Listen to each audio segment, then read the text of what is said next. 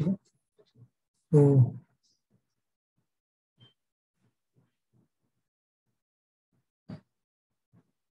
है ना, we start with the modern physics. Modern physics है ना, this is the lecture 2। Lecture 1 में हम कर चुके थे लास्ट क्लास में थोड़ा बहुत। Now we are going to focus on the lecture 2, है ना। तो मॉडर्न फिजिक्स में we have started the very first topic, that is your dual nature of radiation. Dual nature of radiation, है ना। Namely we call it as a photo electric effect, है ना, किसको इसी को हम बोलते हैं ड्यूअल नेचर ऑफ रेडिएशंस को we call it as a photo electric effect,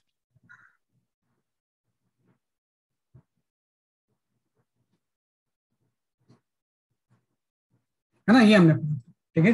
तो फोटो इलेक्ट्रिक इफेक्ट में we have studied few things, तो थोड़ा सा मैं उसको रिकैप कर देता हूँ, फिर हम आगे बढ़ते हैं। तो सबसे पहले चीज जो हमने पढ़ी थी, we have studied about the Einstein equation, है ना। तो आइंस्टाइन इक्वेशन में सबसे basic equation we have studied कि this is the energy of the incident photon. एक पार्ट आपका वर्क फंक्शन में कन्वर्ट हो जाएगा और दूसरा पार्ट मैक्सिमम काइनेटिक एनर्जी में चला जाएगा, है ना, कि एक पार्ट कन्वर्ट हो जाएगा वर्क फंक्शन में और दूसरा के मैक्स में कन्वर्ट हो जाएगा। और के मैक्स जो होगा, this is equal to the half M into V max का स्क्वायर, है ना। तो पहली क्वेश्चन तो ये थी, इसी को आपने थोड़ा सा मॉडिफाई कर दिया। We have written it like this कि एच एफ इक्वल टू जो होगा, this is equal to the H F naught, and K X की जगह पे we have written the H V E V naught, where V naught is the stopping potential, है ना। इसी को अगर हम if we write by in the terms of wavelength, तो वेवलेंथ में हम इसको लिख सकते हैं S C by lambda equal to आपका यहाँ पे जगह से लिए आपका h C by lambda naught plus आपका e V naught. These are the three forms of same equation, that is called as Einstein equation. Einstein equations के ही ये आपके थ्री डिफरेंट फॉर्म्स हैं, है ना। आइंस्टाइन इक्वेशंस के these are the three forms of Einstein equation. तो सबसे पहली चीज यही होती है कि फोटो इलेक्ट्रिक इफेक्ट की जो भी थ्योरी थी given by the Max Planck has been formulised by Einstein in the form of this. तो यहाँ पे हम जानते हैं कि f naught is called as a threshold frequency, है ना, कि एफ नॉट को हम बोलते हैं बेसिकली आपका थ्रेशोल्ड फ्रीक्वेंसी, है ना। और आपको पता है कि ये सारे चीजें तभी वैलिड हैं व्हेन इंसिडेंट फ्रीक्वेंसी की वैल्यू थ्रेशोल्ड से ज्यादा होगी। एंड ऐसी जो लैम्डा नॉट है, this is called as a threshold wavelength, है ना। कई बार कट ऑफ भी बोलते हैं हम इसे, कट ऑफ या threshold wavelength. Lambda naught is called as a threshold wavelength,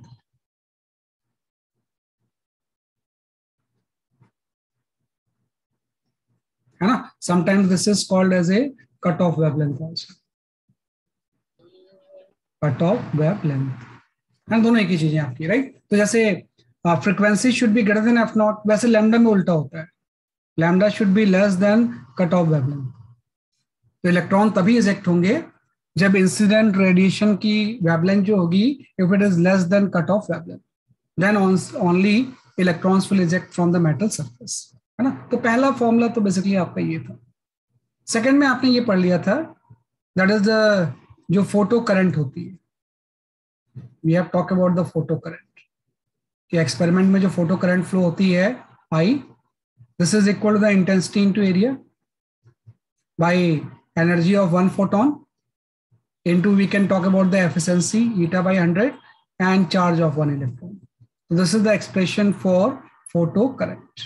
So these two formula we have discussed along with few graphs. तो ग्राफ को ही हम कंटिन्यू करेंगे, है ना, कि we are going to continue the graphical solutions, है ना। तो आप लिख लो थोड़ा सा पहले, वैसे आप ये जानते हो, तो अगर नहीं भी लिखते हो तो कोई बात नहीं है, ये तो जस्ट मैंने रिकैप कर दिया है कि ये चीजें we have studied in last class.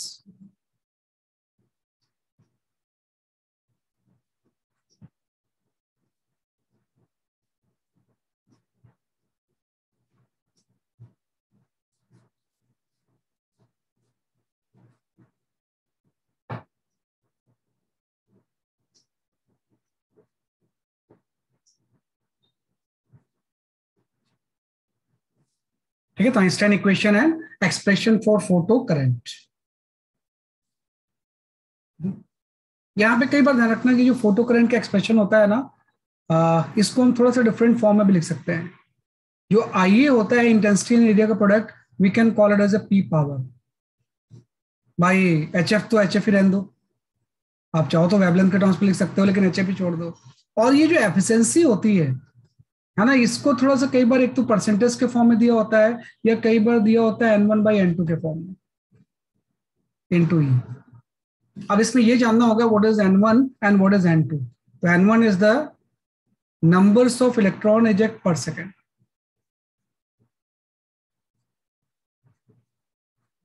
Electron eject per second. और जो N2 है, that is the number of photons incident per second, number of photon incident per second, है ना। तो जो एफिशिएंसी होती है वो भी तो यही होती है कि भाई नंबर ऑफ इलेक्ट्रॉन्स इतने इजेक्ट हुए, नंबर ऑफ फोटॉन्स इतने इजेक्ट हुए, उसी को परसेंटेज फॉर्म में लिख देते हैं हम। तो फ्रैक्शन फॉर्म में जब लिखते हैं तो N1 N2 लिखेंगे, और जब परसेंटेज फॉर्म में लिखेंगे तो बेसिकली आपका इस तरह से आप लिखोगे। तो दोनों फॉर्म की जरूरत है आपको। कई बार ये N1 N2 दिया होता है कि इतने नंबर ऑफ फोटॉन्स आए और इतने नंबर ऑफ इजेक्ट हो गए, and P is known as a power, जो कि इंटेंसिटी और एरिया का प्रोडक्ट होता है। कि जो इंसिडेंट रेडिएशंस होगा, जब वो प्लेट पे इंसिडेंट होगा तो उसका पावर क्या होगा। तो कई बार ये वेरिएशंस भी आप ध्यान रखना। नहीं तो क्या होता है, बच्चों को पावर दिया होता है, वो इंटेंसिटी एंड एरिया सर्च करते रहते हैं कि कहाँ इंटेंसिटी कहाँ एरिया है। अगर पावर दिया हुआ है मीन्स इंटेंसिटी एंड एरिया का प्रोडक्ट ही तो पावर होता है। Intensity is the energy per unit area पर सेकंड। तो अगर एनर्जी पर सेकंड निकालना है तो will have to multiply by the area. तो मल्टीप्लाई करेंगे तो will get the value of the power P, है ना, पावर ऑफ इंसिडेंट रेडिएशन, है ना, कि किस चीज की पावर, जो भी आपकी इंसिडेंट रेडिएशन आ रहे हैं या लाइट आ रही है उसकी ये पावर होती है। तो इस फॉर्म में भी थोड़ा सा हम ध्यान देते हैं इसमें।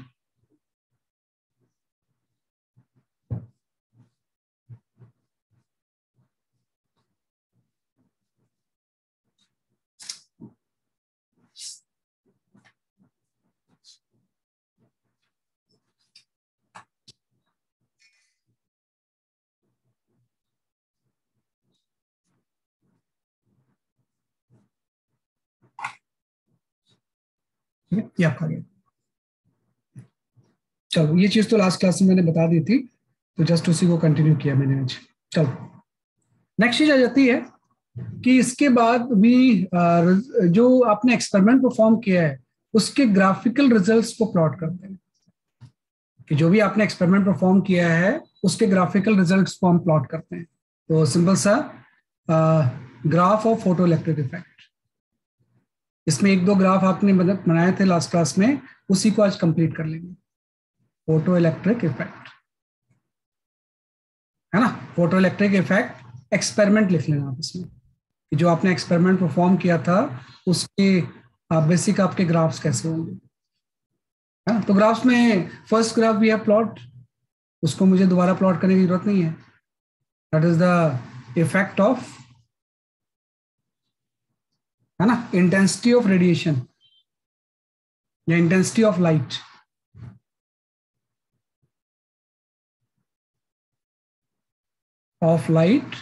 On photo current, on photo current, है ना। तो that relation is the linear, है ना, कि आपने प्रूफ किया था कि जो फोटो करंट की वैल्यू होगी that is directly proportional to the capital I. वो रिलेशन तो लीनियर था। We have plot the graph also. Second आपने जो मेन पढ़ा था that is the effect of potential difference,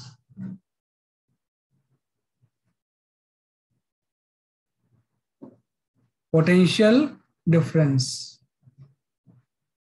on photocurrent,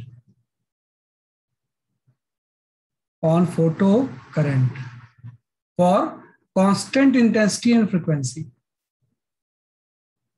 या for same या constant लिख लो आप इसे, for constant intensity and frequency,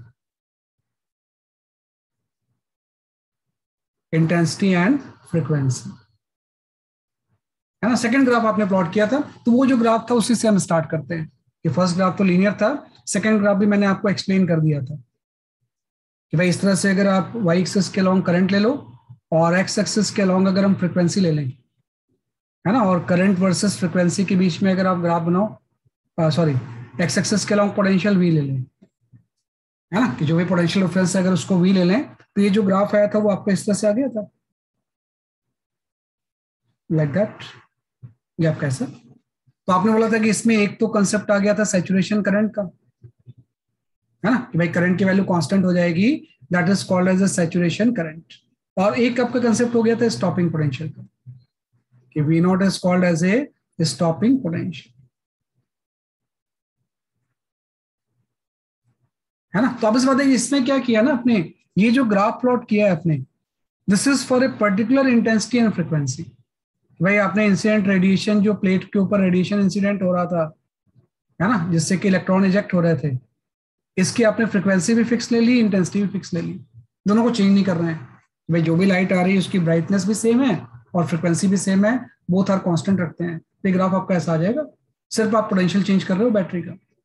ये जस्ट ग्राफ आपका ऐसा आ गया था, मैंने बताया था आपको कि अगर 10 इजेक्ट हो रहे हैं, पूरे 10 पहुंच जाएं तो करंट कांस्टेंट हो जाएगी, है ना। अगर 5 अपनी एनर्जी से पहुंच रहे हैं तो कुछ करंट होगी यहाँ पे।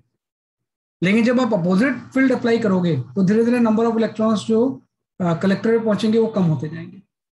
तो जिस नेगेटिव पोटेंशियल पे मोस्ट एनर्जेटिक नहीं पहुंच पाया, है ना, उसी पोटेंशियल को भी कॉल्ड एज स्टॉपिंग पोटेंशियल। तो जो स्टॉपिंग पोटेंशियल होता है that is equal to the half जो एम वी मैक्सिमम होता है, ये कन्वर्ट हो जाता है ईवी नॉट। ये जो मोस्ट एनर्जेटिक फोटो इलेक्ट्रॉन की काइनेटिक एनर्जी होती है वो इलेक्ट्रोस्टैटिक पोटेंशियल एनर्जी में क्या होती है, इसलिए आपकी कन्वर्ट हो जाती है। तो ये आपका सेकंड ग्राफ था जो कि लास्ट क्लास में हमने ये पढ़ा था। अब इसी को आगे करते हैं, this is the page number 2।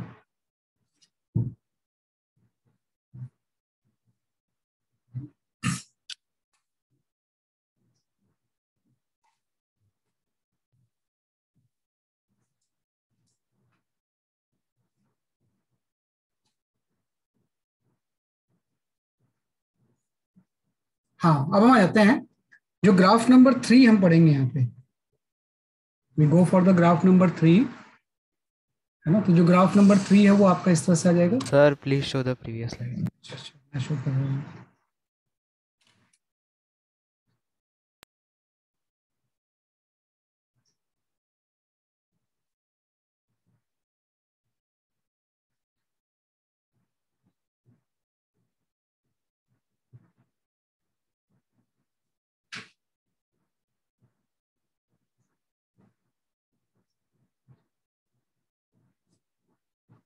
Done sir. Okay, है ना। तो ये जस्ट अपने इसको इस तरह से किया। तो इसके बाद हमारे पास जो नेक्स्ट ग्राफ है that is the effect of intensity, है ना। तो यहाँ पे हम थर्ड ग्राफ पढ़ते हैं, we study the effect of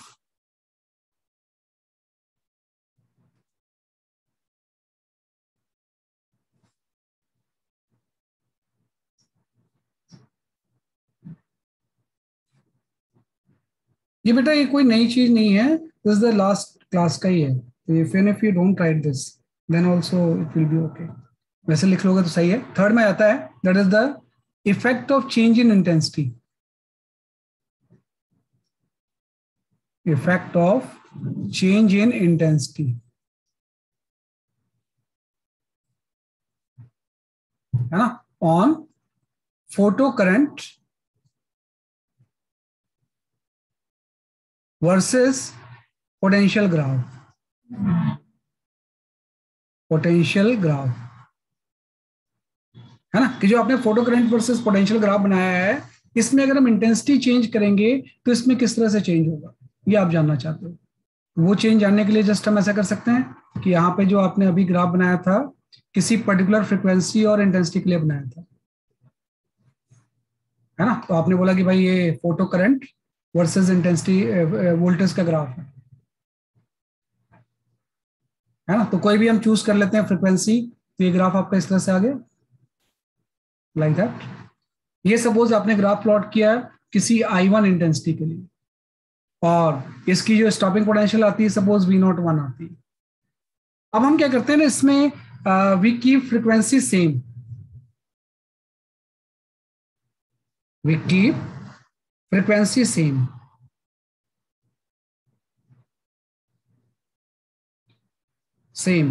but change intensity of light change करते हैं। तो आपको तो अगर हम फ्रीक्वेंसी सेम रखें और इंटेंसिटी को चेंज कर लें, देन व्हाट शुड चेंज, क्या चेंज होगा इसमें, कोई बता सकता है क्या?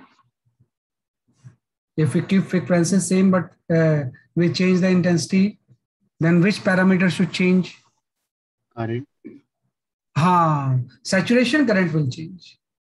बिल्कुल सही आप बोल रहे हो कि मैसेज भी मेरे पास आए हुए हैं, है ना, तान्या ने भी सही बोला है कि भाई इसमें जो होगा सैचुरेशन करंट की वैल्यू चेंज हो जाएगी, है ना, क्योंकि अभी आपने एक्सप्रेशन पढ़ा कि भाई जो सैचुरेशन करंट जो होगा this is directly proportional to the intensity होता है। तो अगर हम इंटेंसिटी कम करेंगे तो सैचुरेशन करंट चेंज होगा, लेकिन what will not change, stopping potential will not change. तो अगर हम ऐसा करें then saturation current will change. इसका कंक्लूजन ये आ गया कि सैचुरेशन करंट, है ना, कि भाई अगर हम इसको इस तरह से करें, करंट विल चेंज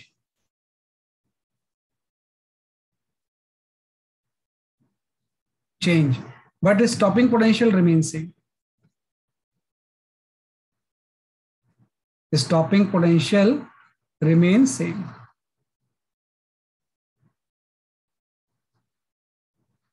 ये इसका इंपॉर्टेंट ऑब्जर्वेशन है। ये सब ऑब्जर्वेशन है, मतलब एक्सपेरिमेंट में हम ऑब्जर्व कर रहे हैं, भाई आपने फ्रीक्वेंसी सेम रखा और इंटेंसिटी इंक्रीज करते गए, तो हम देखते हैं ग्राफ में क्या चेंज आ रहा है। तो हमने देखा कि भाई सैचुरेशन करंट तो इंक्रीज हो रहा है, लेकिन स्टॉपिंग पोटेंशियल जो है वो सेम रहेगा, क्योंकि वो सेम रहना भी चाहिए, क्योंकि आपने पढ़ा था कि जो स्टॉपिंग पोटेंशियल की वैल्यू होती है ये आपका होता है HF equal to HF naught plus EV not.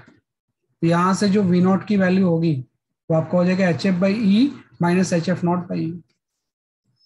तो जो पहला वाला ये वाला टर्म जो है this is the property of metal, ये जो टर्म है ये क्या हो जाएगा बेसिकली आपका, this is the property of metal.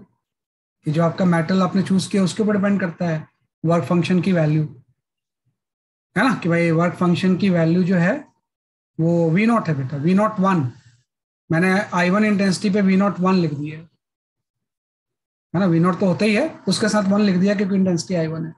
तो द प्रॉपर्टी ऑफ मेटल। लेकिन ऑब्वियस बात है जैसे जैसे फ्रीक्वेंसी चेंज करो, फ्रीक्वेंसी अगर कांस्टेंट रहेगा तो V नॉट भी सेम रहेगा। तो मतलब इंटेंसिटी जितनी मर्जी आप चेंज करो, करंट चेंज होगी, लेकिन जो स्टॉपिंग पोटेंशियल है वो सेम रहेगा।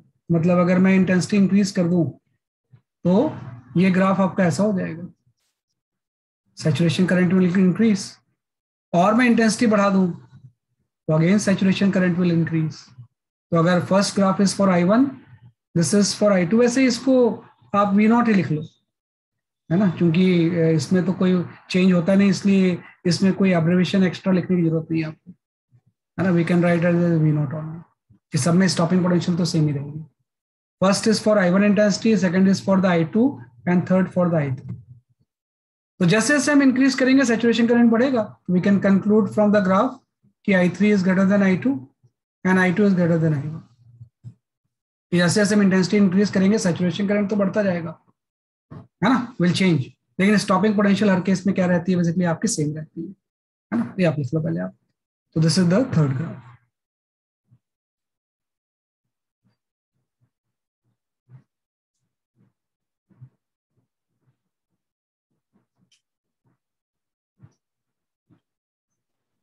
So can you explain the equation again? क्या चीज? इक्वेशन सर वो आपने राइट में लिखा है। हाँ, इक्वेशन लिखा है, ये आइंस्टाइन इक्वेशन है, HF is equal to HF naught plus EV naught, and this is the property of metal होता है, जो आपने मेटल चूज किया उसकी प्रॉपर्टी है थ्रेशोल्ड फ्रीक्वेंसी। वो तो आपने चेंज किया नहीं और फ्रीक्वेंसी भी चेंज नहीं कर रहे हो, तो V naught will remain same, है ना। ये टर्म तो मेटल की प्रॉपर्टी होती है, if it is same then V naught will remain same, ये भी आपकी अनचेंज रहेगी। आपने मेटल प्लेट भी चेंज नहीं की, फ्रीक्वेंसी भी चेंज नहीं किया, तो stopping potential will remain unchanged whatever with the intensity of radiation. Intensity of radiation आप कुछ भी कर लो, उससे फर्क नहीं पड़ता है।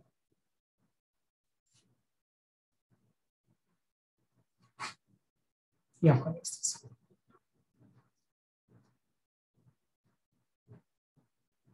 अब इसका हम रिवर्स करते हैं, है ना, we go for the reverse treatment, है ना। रिवर्स ट्रीटमेंट में बेसिकली वही है कि अब हम इंटेंसिटी सेम रखते हैं and we change the frequency,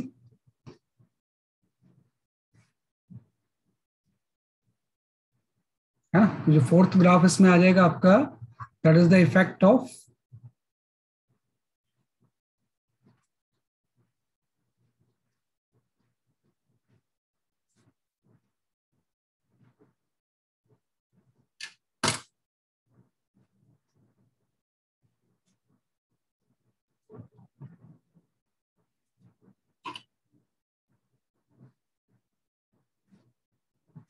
okay. तो इसके बाद हम आ जाते हैं बेसिकली आपका effect of change of frequency, change in frequency on photocurrent potential graph, potential graph, है ना, कि effect of change in frequency on photo current potential graph हम जानने की कोशिश करते हैं। तो इस ग्राफ में हम क्या करते हैं कि फ्रीक्वेंसी आपने चेंज किया, इंटेंसिटी सेम रखते हैं, है ना। तो ये जो ग्राफ होगा, है ना, इसमें आप फ्रीक्वेंसी चेंज कर रहे हो और इंटेंसिटी सेम है फॉर सेम इंटेंसिटी, है ना। We do not change the intensity of light. तो जब आप इंटेंसिटी सेम रखोगे तो ये आपका करंट हो गया, पोटेंशियल आ गया, है ना। और इसके बाद आपका ग्राफ आपका ऐसा आ गया, यहाँ पे आप लिखोगे ऐसा, ये ग्राफ आपका इस तरह से आ गया। तो ये आपकी जो आ गई स्टॉपिंग पोटेंशियल V01 हो गई। This is for frequency F1। ये जो आपने प्लॉट किया है किसी F1 फ्रीक्वेंसी के लिए प्लॉट किया है ना। तो अगर मैं फ्रीक्वेंसी इंक्रीज कर दूं, if I take another frequency F2 is greater than F1, then what should happen, कि अगर हम इंसिडेंट रेडिएशन की फ्रीक्वेंसी बढ़ाएंगे तो अब उल्टा हो जाएगा कि भाई सैचुरेशन करंट ऑलमोस्ट सेम रहती है ना, लेकिन जो स्टॉपिंग पोटेंशियल है वो इंक्रीज होगा। बिल्कुल सही, स्टॉपिंग पोटेंशियल क्या होगा बेसिकली आपका चेंज होगा। तो सिंपल सा हम बोलेंगे in this case stopping potential will change,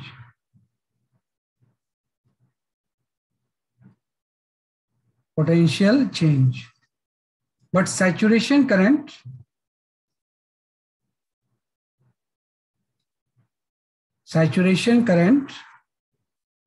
है ना almost remain constant,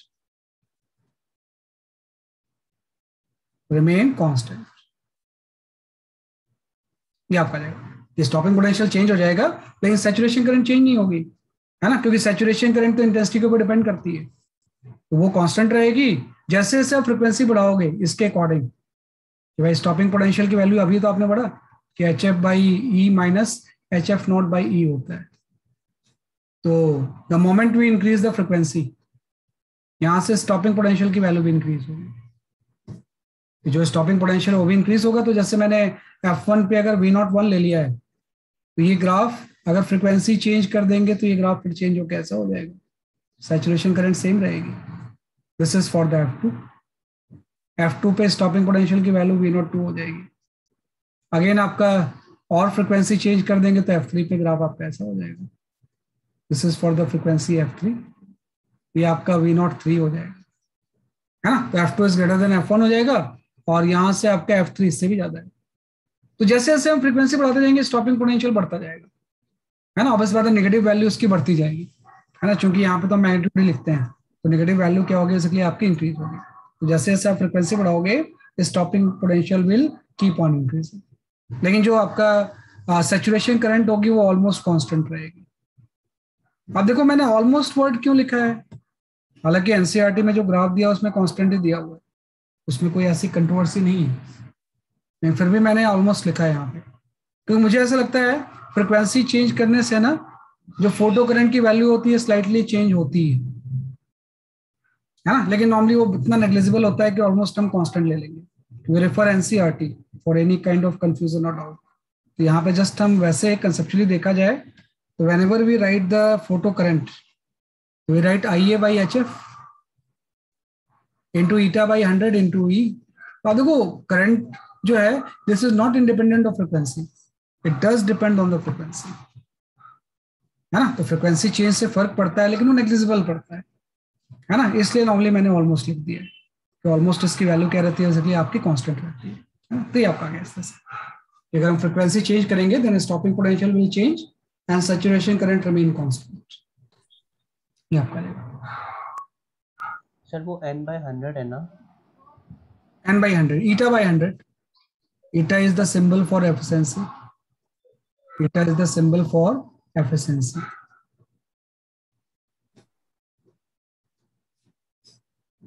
And charge से मल्टीप्लाई कर देंगे हम इसमें।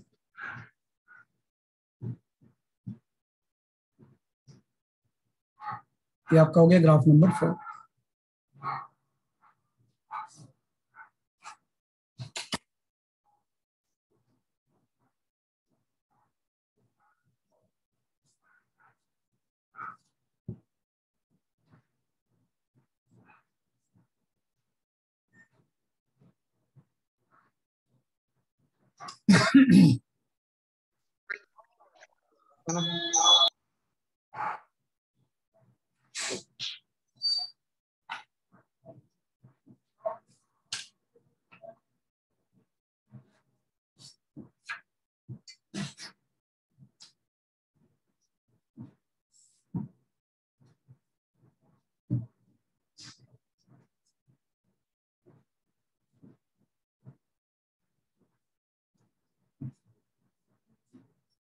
है ना, ये आपने कर लिया इस तरह से। तो is the point number 4, graph number 4। एक ग्राफ और है ना, ये दोनों पढ़ सकते हैं हम कि जो ऑब्जर्वेशन है रिजल्ट्स आपके, जो भी आपने एक्सपेरिमेंट परफॉर्म किया है उसकी ये ऑब्जर्वेशंस है। Can you show last slide? Okay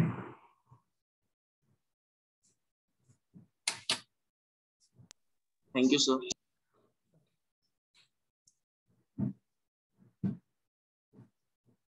है ना। तो दिस इज द ऑब्जर्वेशन। तो एक ग्राफ हम पढ़ते हैं, that is the 5th graph, that is the maximum kinetic energy.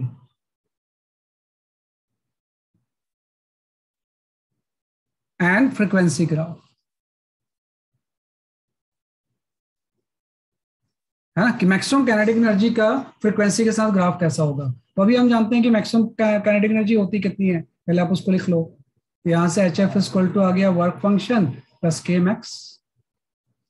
तो यहां से जो के मैक्स की वैल्यू होगी ये आपका HF माइनस वर्क फंक्शन आ गया, हाँ, कि जो के मैक्स की वैल्यू हो जाएगी वो HF माइनस क्या हो गया, बेसिकली आपका वर्क फंक्शन। तो आप देखो इसको अगर मैं स्ट्रेट लाइन इक्वेशन से लिखूं तो के मैक्स की जगह मैं y लिख सकता हूँ, फ्रीक्वेंसी वेरिएबल है वो x की जगह पे हम x लिख सकते हैं, और h इसका स्लोप हो जाएगा, है ना, और इंटरसेप्ट इसका वर्क फंक्शन हो जाएगा, है ना, किसका जो नेगेटिव इंटरसेक्ट होगा वो क्या हो जाएगा, बेसिकली आपका वर्क फंक्शन हो जाएगा।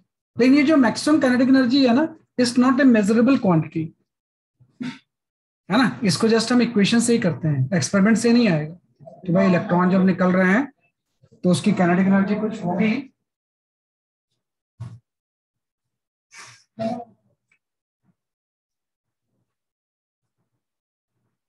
है ना, कि उसकी आपकी काइनेटिक एनर्जी कुछ होगी, लेकिन वो कैसे मेजर करेंगे, मेजर तो हम स्टॉपिंग पोटेंशियल से करते हैं।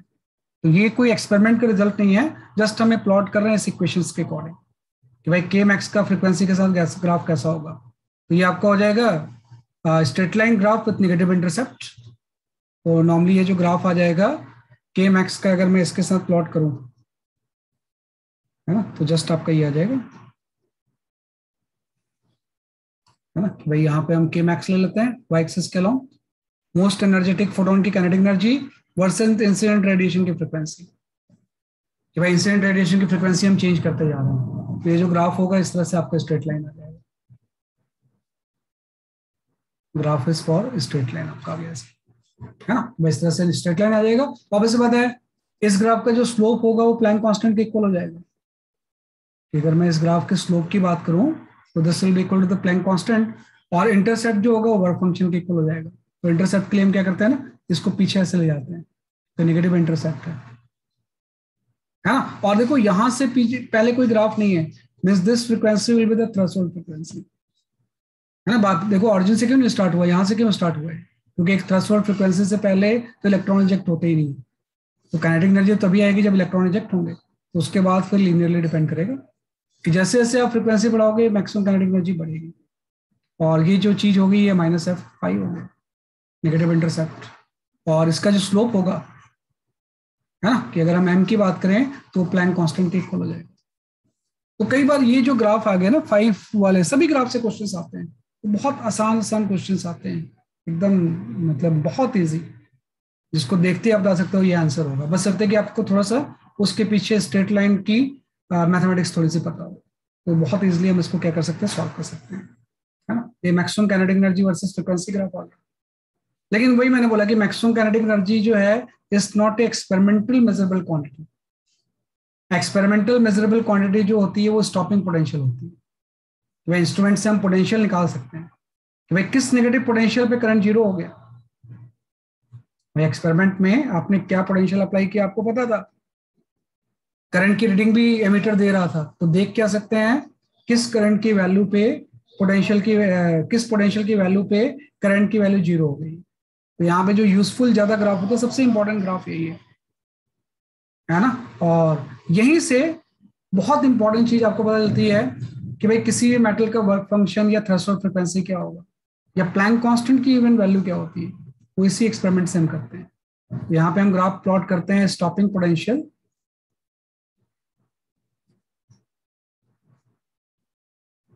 है ना, वर्सेस फ्रीक्वेंसी ग्राफ,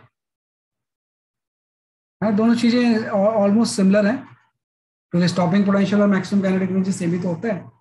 तो stopping potential versus frequency graph जब प्लॉट करेंगे तो आपको अभी पता है कि जो मैक्सिमम काइनेटिक एनर्जी होती है this is equal to eV not,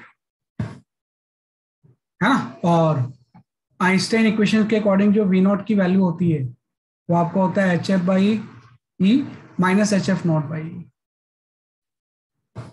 तो इसको अगर हम कंपेयर करें y equal to mx plus c से, है ना, कि इसको अगर आप कंपेयर करोगे y equal to mx plus c से, है ना, तो आपको पता है कि इसमें y की जगह पे तो वी नॉट आ गया, है ना। तो यहाँ पे जो स्लोप होगा वो h/e के इक्वल हो जाएगा। तो आप देखो इससे प्लैंक कांस्टेंट की वैल्यू आ जाएगी ना, कि भाई अगर आपको ये ग्राफ का रिजल्ट पता है तो उसका स्लोप अगर पता है, तो स्लोप से अगर मैं इलेक्ट्रॉनिक चार्ज को मल्टीप्लाई कर दूं तो experimentally we can find out the value of the Planck constant. तो एक क्वांटम फिजिक्स में प्लैंक कांस्टेंट का बड़ा इंपॉर्टेंट है, तो उसकी वैल्यू इसी एक्सपेरिमेंट से आती है। एंड इंटरसेप्ट की वैल्यू भी आ जाएगी, इंटरसेप्ट की वैल्यू आ जाएगी -HF0/E। तो अगर आपको स्लोप पता है h/e, तो यहाँ से हम थ्रेशोल्ड फ्रीक्वेंसी भी निकाल सकते हैं। तो जैसे मुझे पता है ना मेटल की अलग अलग थ्रेशोल्ड फ्रीक्वेंसी होती है, तो वो नॉर्मली हम इसी एक्सपेरिमेंट से निकालते हैं कि भाई experimentally we keep on changing the frequency and keep on noting the stopping potential and we plot one graph, है ना, between the stopping potential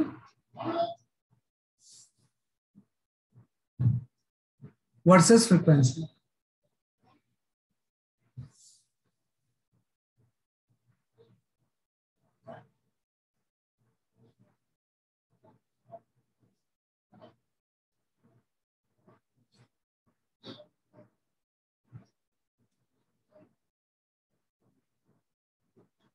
ये आपका गया, है ना, कि यहाँ पे जो हम ग्राफ प्लॉट कर रहे हैं, we plot the graph between the stopping potential versus incident frequency. तो ये स्ट्रेट लाइन ही आएगा, है ना, क्योंकि ये भी जो ग्राफ है वो कैसा होगा, बेसिकली आपका लीनियर होगा, सिमिलर ऐसे ही होता है ना, बस वैल्यूज चेंज हो जाती है। यहाँ पे जो ग्राफ होगा ये भी आपका लीनियर हो जाएगा,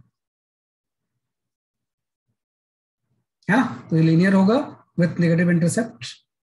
यहां से हम पीछे जाएंगे ऐसे, और ये यहाँ पे इंटरसेप्ट करेगा, इस इंटरसेप्ट की वैल्यू जो होगी वो HF0/E हो जाएगी। यहाँ पे ये जो फ्रीक्वेंसी होगी this will be the threshold frequency, है ना। ऑब्वियस बात है, स्लोप की वैल्यू मैंने h/E लिखी दी है, ये जो स्लोप की वैल्यू हो जाएगी, हाँ सही बोल रहा है उसने, हाँ सही बात है, एक्स एक्सिस तो उसी से मीट करेगा, वो तो होता ही है। तो यहाँ पे HF0/E हो जाएगा और यहाँ पे F0 फ्रीक्वेंसी आ गई। तो जैसे मैंने किसी पर्टिकुलर मेटल के लिए इसको प्लॉट किया, suppose this is the graph for metal A, metal A के लिए मैंने प्लॉट किया, मान लो एल्युमिनियम के लिए प्लॉट कर लिया मैंने, मान लो मैं कॉपर के लिए प्लॉट करूंगा तो क्या चेंज आ जाएगा इसमें? भाई ग्राफ का नेचर सेम होगा, है ना, स्लोप तो सेम होगा। देखो स्लोप हर ग्राफ का सेम होगा, क्योंकि प्लैंक कांस्टेंट भी कांस्टेंट रहता है और इलेक्ट्रॉनिक चार्ज तो कांस्टेंट है ही। तो किसी भी मेटल के लिए हम प्लॉट करें, इसका स्लोप तो सेम ही रहेगा, मतलब लाइंस पैरेलल आएंगी। हाँ, थ्रेशोल्ड फ्रीक्वेंसी की वैल्यू चेंज हो जाएगी। तो अगर मैं मेटल ए के लिए इसको ऐसे प्लॉट करता हूं, तो कोई दूसरा मेटल अगर मैं सिलेक्ट कर लूं, तो मेटल बी के लिए ग्राफ आपका ऐसा हो जाएगा, इसी के एग्जैक्ट पैरेलल लाइन आएगी, है ना। तो पैरेलल लाइन जब आएगी तो इसका थ्रेशोल्ड फ्रीक्वेंसी डिफरेंट हो सकता है। जैसे मेटल ए का थ्रेशोल्ड फ्रीक्वेंसी अगर F01 हो गया, तो इसका थ्रेशोल्ड फ्रीक्वेंसी F02 हो जाएगा। तो इन दोनों का स्लेम सेम रहेगा। This graph is for metal B, है ना। और उसको भी पीछे इंटरसेप्ट करेंगे तो कुछ नेगेटिव इंटरसेप्ट आ जाएगा, नेगेटिव इंटरसेप्ट भी सेम रहेगा। हाँ, अलग रहेगा, क्योंकि अगर थ्रेशोल्ड फ्रीक्वेंसी सेम है, डिफरेंट है, तो जो नेगेटिव इंटरसेप्ट होगी उसकी वैल्यू भी क्या होगी, इसलिए आपके डिफरेंट होगी, है ना। तो दो मेटल को हम इस तरह से कंपेयर कर सकते हैं कि दोनों के थ्रेशोल्ड फ्रीक्वेंसी में क्या रिलेशन है। तो ये आप थोड़ा जानना कि this is the most important graph, है ना। ये आपके लिए metal A and metal B के लिए।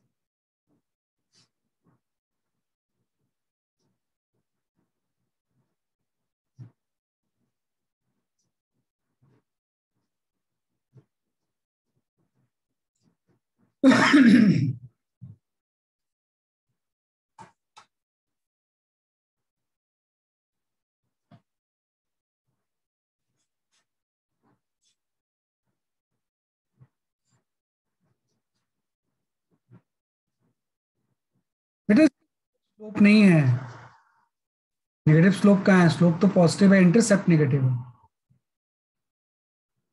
स्लोप तो पॉजिटिव है, इंटरसेप्ट नेगेटिव है।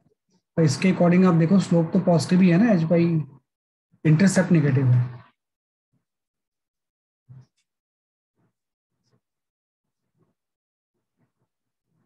और जो भी चीज होगी आइंस्टाइन इक्वेशन के अकॉर्डिंग तो हम एक्सप्लेन करेंगे उसे। एक्सपेरिमेंटल रिजल्ट आ जाता है उससे तो आइंस्टाइन इक्वेशन बनी हुई है, मतलब उसका उल्टा सही नहीं है। मैं तो उल्टा बता रहा हूँ कि इक्वेशन लिख के बता रहा हूँ। एक्चुअली में क्या होगा, ये ग्राफ पहले आया होगा, बाद में इक्वेशन बनी होगी इसके रिजल्ट के अकॉर्डिंग।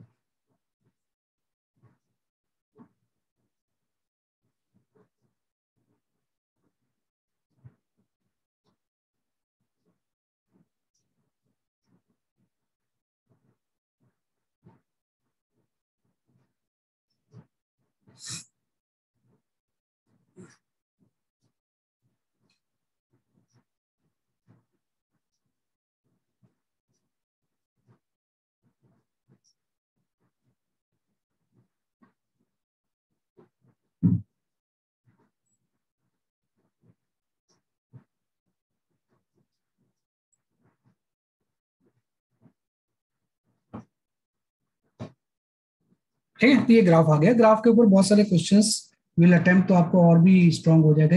तो this kind of 6 graph we study, है ना, कि 6 ग्राफ हम जानते हैं। तो फोटो करंट वाला तो पहले बताए थे मैंने, दिस इज द सेकंड, है ना। फिर थर्ड आ गया, फोर्थ आ गया, एंड लास्ट में आपका फिफ्थ एंड सिक्स्थ आ गया। इसमें सबसे इंपॉर्टेंट सिक्स्थ है, क्योंकि यही एक्सपेरिमेंटली, ये एक ऐसा ग्राफ है जिससे एक्सपेरिमेंटली हम जानते हैं कि प्लैंक कांस्टेंट कितनी वैल्यू होती है। स्लोप को इससे मल्टीप्लाई कर दोगे तो प्लैंक कांस्टेंट आ जाएगा, या और भी डाटा के से आ सकता है। और किसी पर्टिकुलर चीज का थ्रेशोल्ड फ्रीक्वेंसी क्या होगी, किसी पर्टिकुलर मेटल की, और थ्रेशोल्ड फ्रीक्वेंसी आ जाएगी तो वर्क फंक्शन आ जाएगा, है ना, क्योंकि वर्क फंक्शन फाई = HF0 ही तो होता है। तो हमने कर लिया, राइट। तो हमने कर लिया। अब इसमें बाद आता है कि what type of questions graph के अलावा क्या कंसेप्ट आपको और जानना चाहिए फोटो इलेक्ट्रिक इफेक्ट में। भाई ग्राफ के ऊपर क्वेश्चंस आएंगे, आइंस्टाइन इक्वेशंस के ऊपर आएंगे, बाद में जब आप मैग्नेटिज्म पढ़ लोगे, है ना, तो मैं और भी चीजें आपको बताऊंगा, कुछ मैग्नेटिज्म का भी इसमें यूज होता है ना, लेकिन वो अभी हम नहीं कर रहे, है ना, वो आसान सी चीज है ना, कि मैग्नेटिज्म का भी इसमें थोड़ा बहुत क्या होगा, यूज होगा, मैग्नेटिज्म से रिलेटेड क्वेश्चंस भी होते हैं इसमें। लेकिन अभी नॉर्मली हम उसके अलावा अगर सोचना चाहें तो ये क्वेश्चन बड़ा इंपॉर्टेंट होता है ना, ये आपका एक इंपॉर्टेंट कंसेप्ट है ना, कि भाई यहां पे जैसे मैंने कोई मेटल का स्फीयर रख दिया, कि सपोज कोई मेटल स्फीयर है ना, कि this is a metal sphere. ये कोई एक्सपेरिमेंट का पार्ट नहीं है ना, बाकी तो एक्सपेरिमेंट का पार्ट था, उसमें बैटरी वैटरी लगी थी, इसमें कहीं कोई बैटरी वैटरी नहीं लगी हुई है। This is called as isolated metal sphere. अब इसमें रेडिएशन इंसिडेंट हो रहा है, रेडिएशन चारों साइड से भी इंसिडेंट होता है, कैसे भी हो रहा है, इसकी frequency is greater than threshold frequency, then electron will eject. अब यहां से इलेक्ट्रॉन इजेक्ट होंगे, वेरियस इलेक्ट्रॉन कहीं से भी इजेक्ट होते हैं, इलेक्ट्रॉन इजेक्ट होंगे, इसी को हम फोटो इलेक्ट्रिक इफेक्ट बोलते हैं, है ना, किसी this is known as a photo electric effect.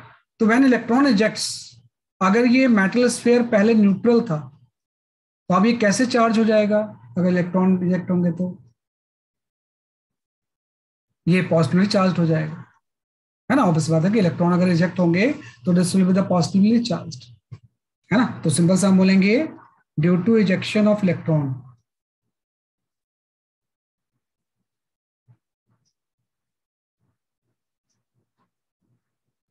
electrons, sphere will positively charged,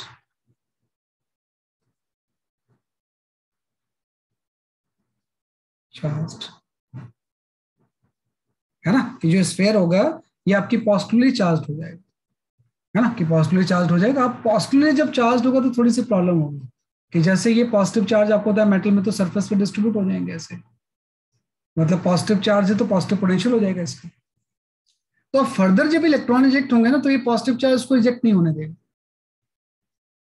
और जैसे जैसे इलेक्ट्रॉन इजेक्ट होते जाएंगे पॉजिटिव चार्ज बढ़ता जाएगा, है ना, और उस अब जो पॉजिटिव चार्ज बढ़ेगा तो इलेक्ट्रॉन को ये रोकेगा, निकलने नहीं देगा। तो एक स्टेज ऐसी आ जाएगी कि इसका इतना ज्यादा चार्ज हो जाएगा कि यहां से इलेक्ट्रॉन इजेक्ट ही नहीं हो पाएंगे, इलेक्ट्रॉन का इजेक्शन स्टॉप हो जाएगा।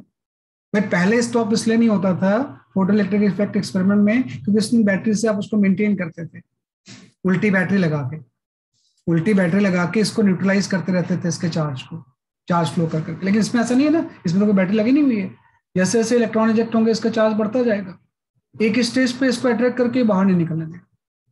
तो यहाँ पे एक बड़ी इंपॉर्टेंट लाइन लिख रहा हूं कि ejection of electron will stop,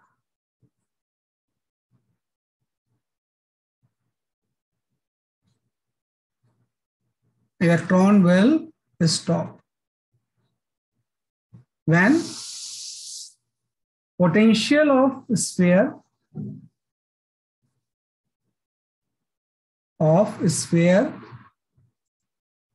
becomes equal to stopping potential, equal to stopping potential,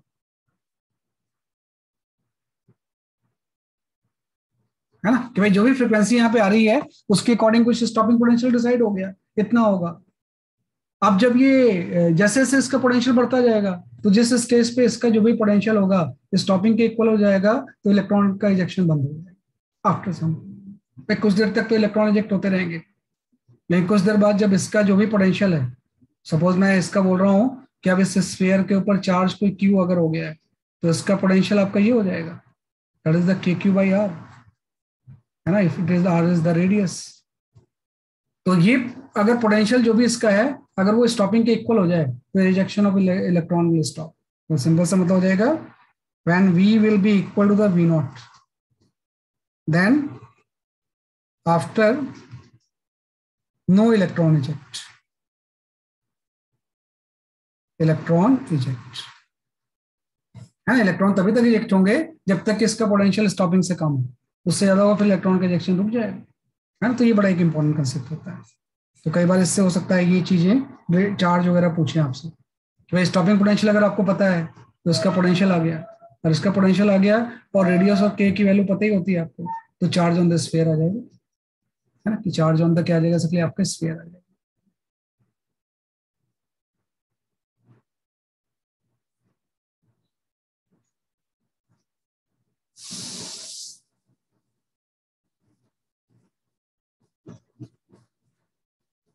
Sir, हाँ there is बताओ, a spammer in our meter. क्या बोल रहे हो बेटा? There is a spammer in our meter. अच्छा स्पैमर है, चलो कोई नहीं, अब इसको हटा देते हैं।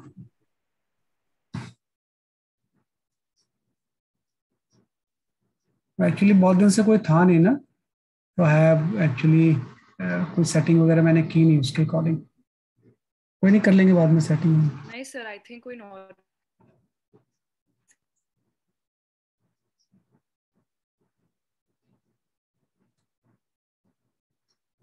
कोई नहीं, जस्ट इग्नोर करते हैं इसे, कोई बात नहीं।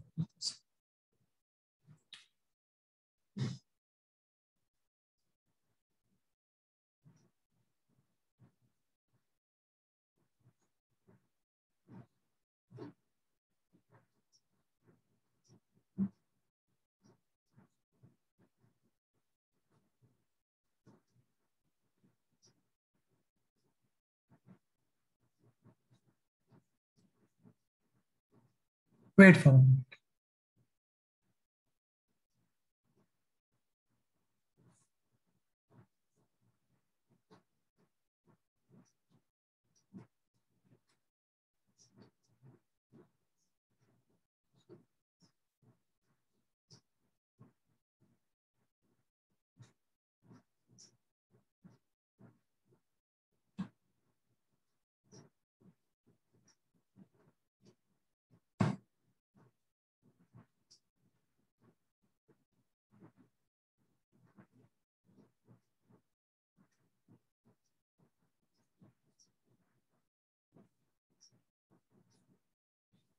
ठीक है चलो, है ना, ये हमने कर लिया इस तरह से। ये आपका एक इंपॉर्टेंट कंसेप्ट है, जो कि हम इसको नोट करते हैं। ये एक इंपॉर्टेंट चीज थी जो कि मैंने आपको एक्सप्लेन की है।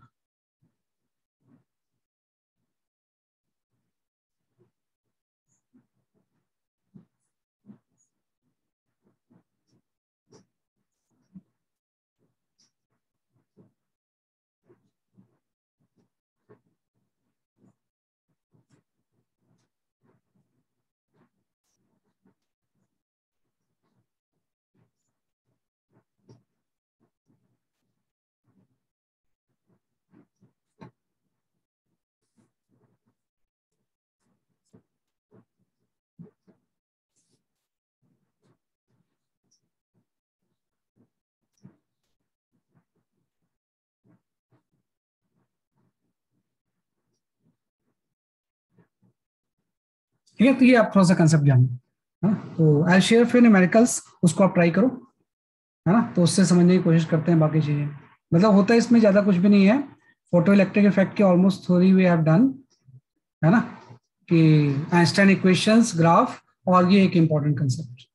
थ्योरेटिकली हम ये चीजें जानते हैं, बाकी जो भी चीजें न्यूमेरिकल्स में आएंगी उसके अकॉर्डिंग फिर हम उसको एड्रेस करेंगे।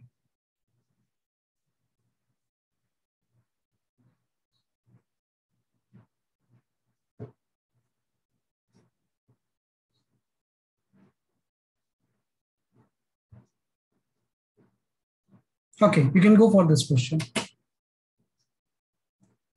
या इसके पहले आप ये कर लो थोड़ा सा।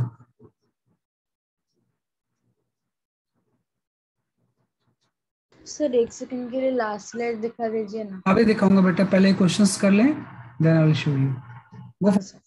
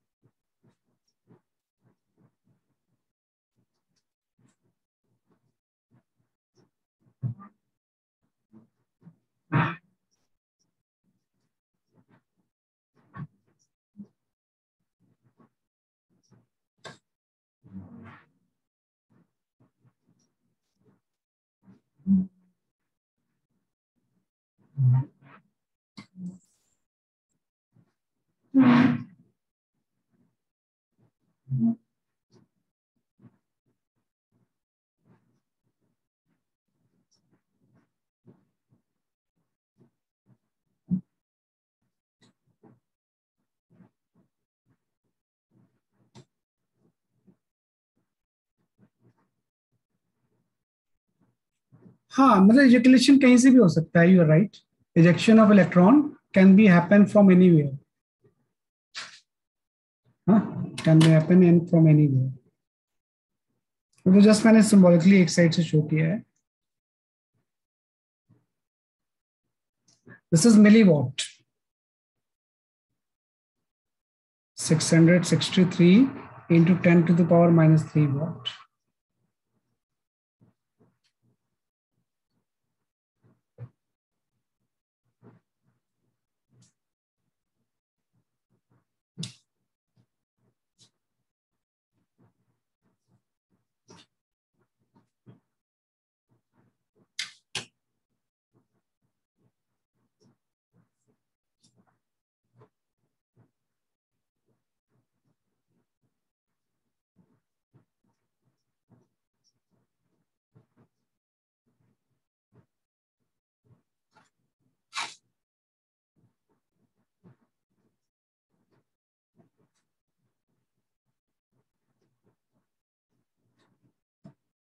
Jayant, your answer is absolutely all right, very good, सही आंसर दिया आपने, बहुत अच्छे।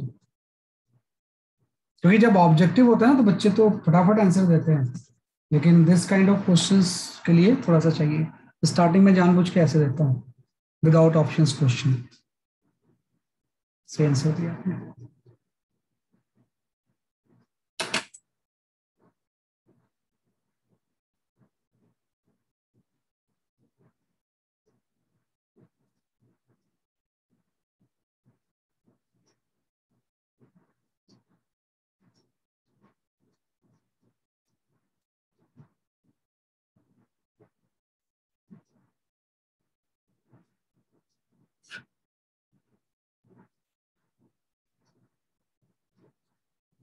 हाँ, अकेला योर आंसर इज करेक्ट।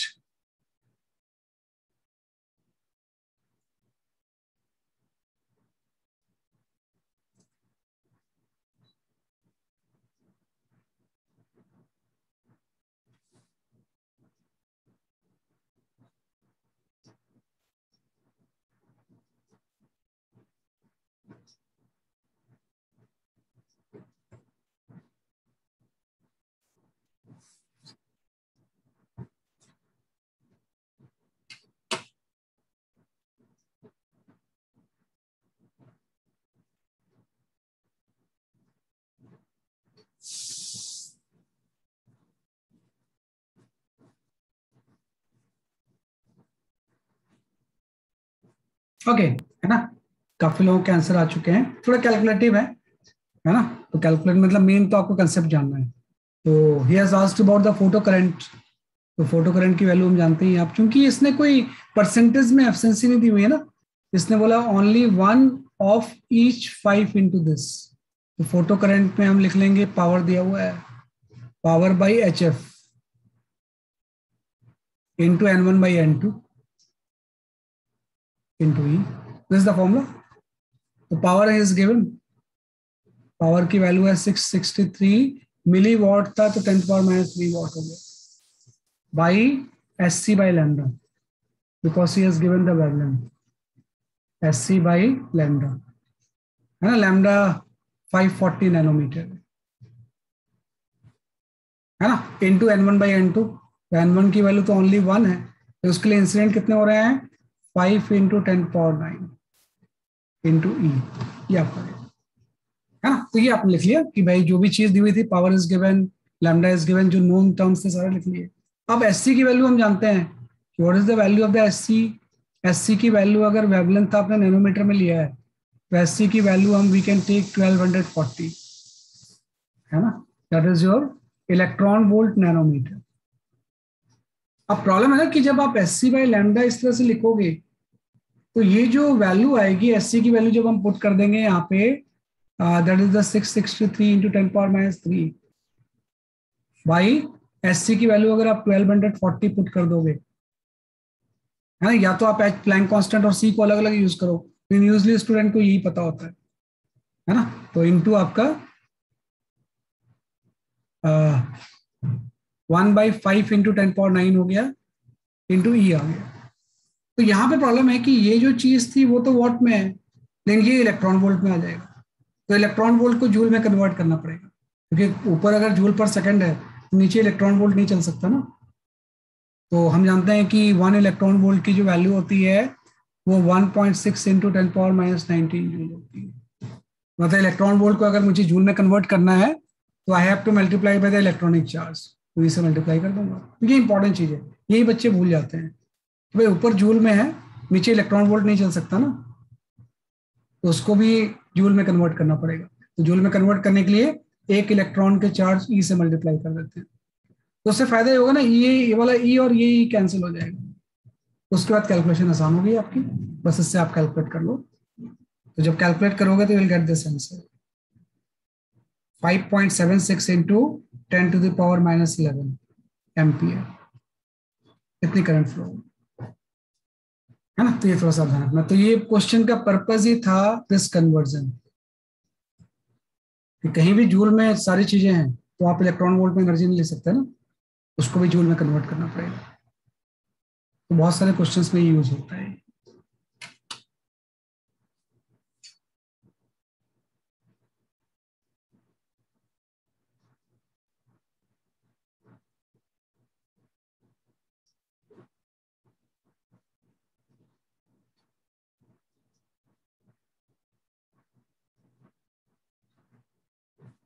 ठीक है, तो ये आपका आ गया इस तरह से। तो this the questions we have done. तो काफी लोगों के सही आए थे, लेकिन कैलकुलेटिव थे इसलिए मैंने बता दिया आपको। इसके बाद एक और कैलकुलेटिव क्वेश्चन ही है, फिर ऑब्जेक्टिव पे हम आ जाएंगे। Then we come to the objective. हाँ, you can go for this question.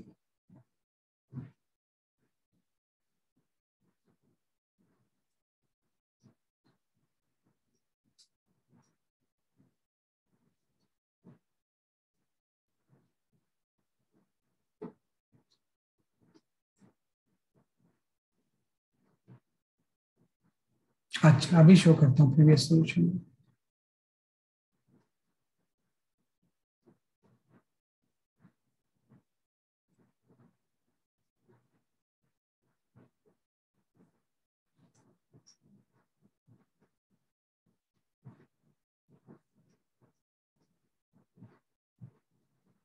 The flow of calculation is very important. पूरे मॉडर्न फिजिक्स में flow of calculation is quite important.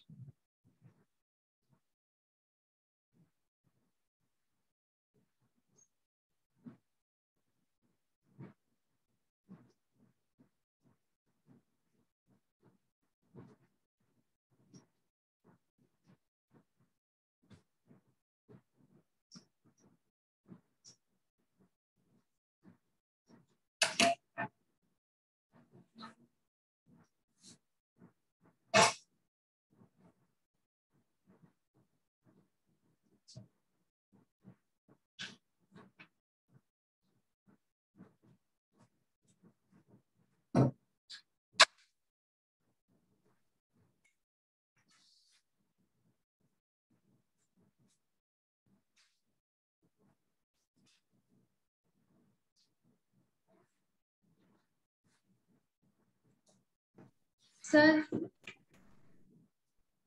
Sir बोलो बेटा। हाँ सर, वो जो प्रीवियस वाला क्वेश्चन था ना, हाँ हाँ। उसको मैंने ऐसे किया कि जैसे E इक्वल्स NH C/λ लिख दिया। हम्म फिर अगर एनर्जी को हम लोग पावर दिया तो हम लोग ऐसे बोल सकते हैं कि वो जैसे ऐसे दिया होगा कि एनर्जी पर यूनिट टाइम, ठीक है और करंट जो ढूंढना है उसको भी चार्ज पर यूनिट टाइम बोल सकते हैं। ठीक है, बोल सकते हैं। तो सर मैंने वो एन ई की वैल्यू ढूंढी, तो उसको ऐसे लिखा है E/hc/λ इंटू ई, ऐसे करके ढूंढा। हम्म, तो फिर मतलब आंसर ऑलमोस्ट जैसे मेरे इसमें आंसर 6 × 10⁻11 आ रहा है, तो सही है कि गलत है? आप व्हाट्सएप पे अपना कैलकुलेशन भेज दो। अच्छा, अभी मैं उतना एनालाइज नहीं कर पाऊंगा ना, मान लो आपने कोई मिस्टेक किया होगा तो वह हाँ ठीक, उसको आइडेंटिफाई नहीं कर पाऊंगा। ठीक है। मैसेज कर दो, आई विल चेक इट।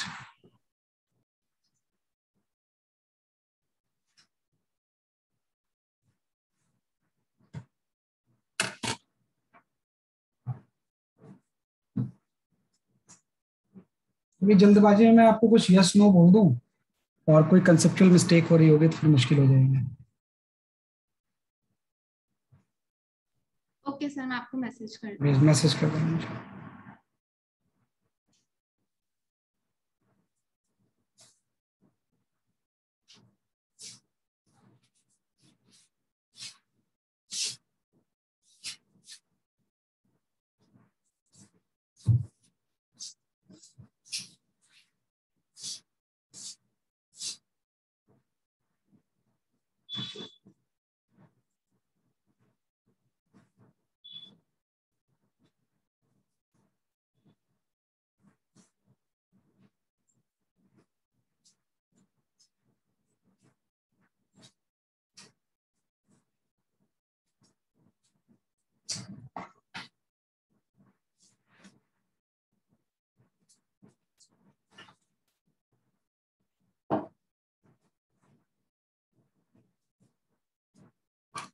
ये भी थोड़ा कैलकुलेटिव क्वेश्चन है।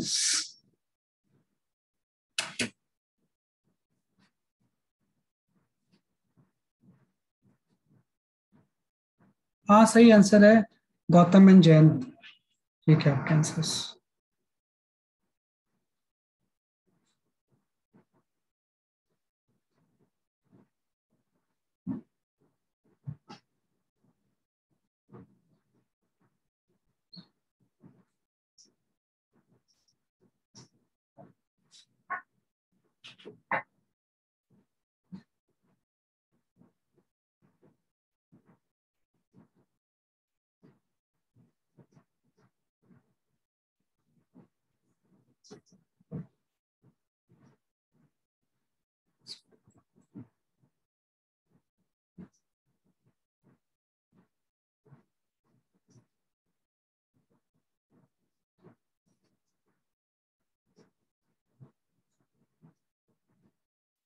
जयंत थोड़ा सा कैलकुलेशन, जयंत एंड गौतम थोड़ा सा कैलकुलेशन को थोड़ा सा और ठीक से करो आप, थोड़ी सी मिस्टेक्स आ रही है कैलकुलेशंस में आपकी।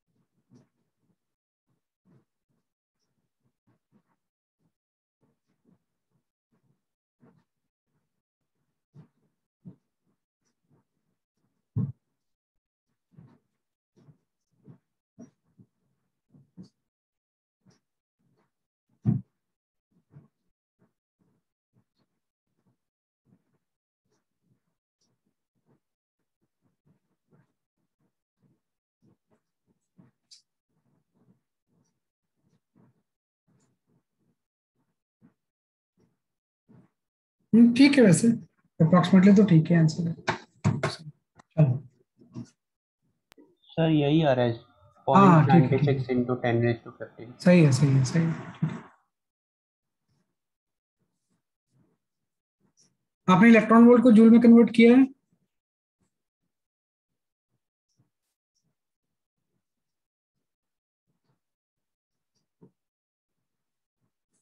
इलेक्ट्रॉन वोल्ट को जूल में कन्वर्ट किया है, फिर सही आ जाएगा।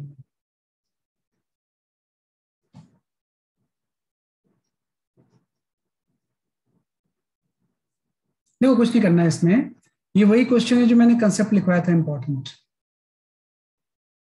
कि मोनोक्रोमेटिक लाइट है,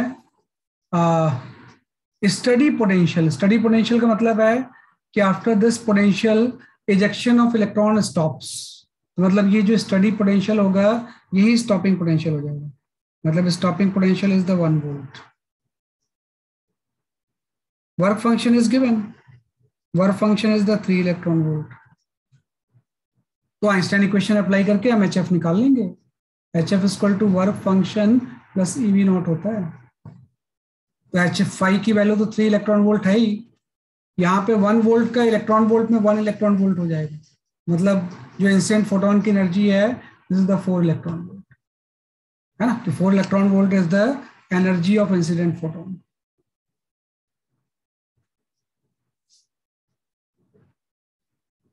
इंसिडेंट फोटोन। तो यहां से आइडेंटिफाई करना था कि what is the meaning of study potential difference. Study potential difference का मतलब है कि इलेक्ट्रॉन इजेक्ट हो चुके हैं, अब फर्दर इजेक्ट नहीं हो रहे हैं, कांस्टेंट हो गया, तो वही स्टॉपिंग पोटेंशियल हो जाएगा, तो 4 इलेक्ट्रॉन वोल्ट आ गया। अब यहां से थोड़ा सा कैलकुलेशन में आपको ध्यान रखना है कि भाई frequency of the incident radiation, तो आपको आसान सा चीज आ गया कि भाई फ्रीक्वेंसी की जो वैल्यू होगी ये आपका 4 electron volt divide by Planck constant हो जाएगा। और प्लैंक कांस्टेंट की वैल्यू हम जानते हैं कि Planck constant is equal to the, that is the 6.54 ले लो या 53 ले लो, इंटू 10⁻⁻34। लेकिन यूनिट क्या होती है इसकी? जूल सेकंड होती है। ये ध्यान रखना, ये प्लैंक कांस्टेंट की यूनिट क्या होती है? बेसिकली आपकी जूल सेकंड होती है। तो यही प्रॉब्लम है यहाँ पे, जैसे ये 4 इलेक्ट्रॉन वोल्ट है और नीचे आप जूल पर सेकंड लिखोगे तो वो गलत हो जाएगा ना। तो इलेक्ट्रॉन वोल्ट को जूल में कन्वर्ट करोगे तो 1 इलेक्ट्रॉन के चार्ज से मल्टीप्लाई कर देंगे। ये हमेशा इंपॉर्टेंट चीज होती है, तो जूल और इलेक्ट्रॉन वोल्ट में बहुत कंफ्यूजन होता है। पूरी की पूरी केमिस्ट्री में भी कई जगह पे यूज होगा और यहाँ पे तो होता ही है। और एच की वैल्यू आप ये पुट कर दोगे 54, है ना। तो ऑब्वियस बात है, जूल जूल तो कैंसिल हो गए, सेकंड -1 में आंसर आ जाएगा। और सेकंड -1 को ही हम क्या बोलते हैं? हर्ट्ज बोलते हैं। तो हर्ट्ज में फ्रिक्वेंसी आ जाएगी, है ना। कैलकुलेट करके फाइनल रिजल्ट मेरे पास नहीं है, आप जो बताओगे मैं यहाँ पे लिख दूंगा,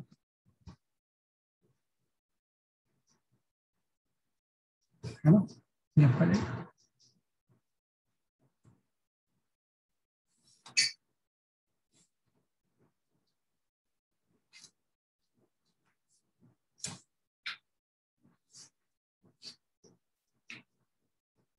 सर 0.97। हाँ पावर क्या आ रहा है? इंटू पावर भी तो कुछ आ रहा होगा, 10⁻⁻। -15। -15, हाँ सही है, -15 hertz. This is the correct answer, है ना। क्या आ गया?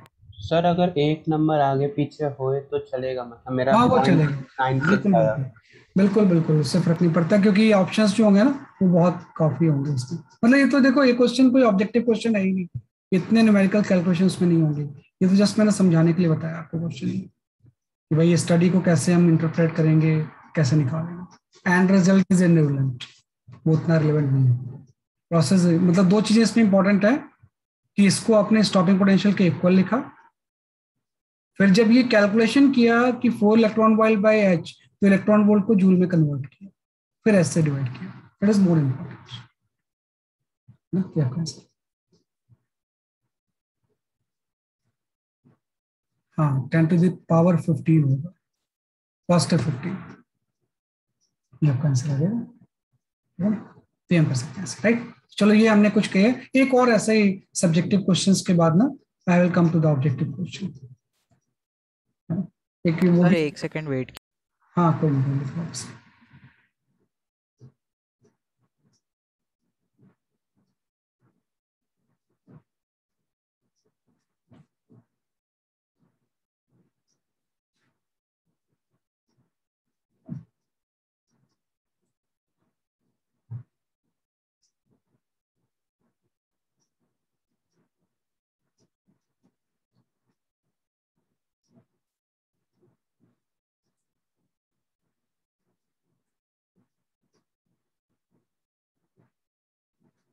Done sir.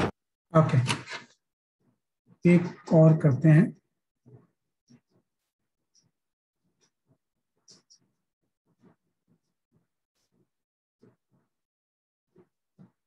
हाँ, you can go for this question.